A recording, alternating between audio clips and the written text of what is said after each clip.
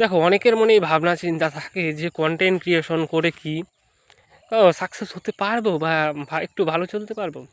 এরকম প্রশ্ন উত্তর আমি দিয়ে দিচ্ছি, আজকে ক্লিয়ার করে দিচ্ছি, ঠিক আছে?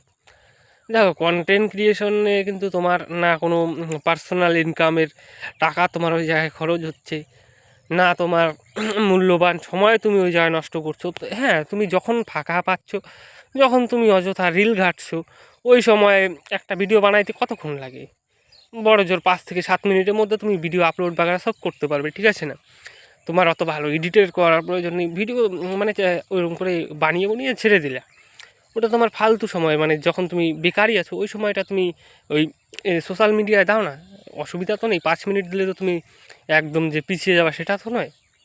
তো ওই অযথা 5 মিনিটটাই হয়তো একদিন তোমার জীবনে রং নিয়ে আসতেই পারে, বলাই যায় না মানুষের কপাল কখন কিভাবে ঘুরে, তাই না? ওই জন্য ভাবনা চিন্তা বাদ দাও, কাজ শুরু করো।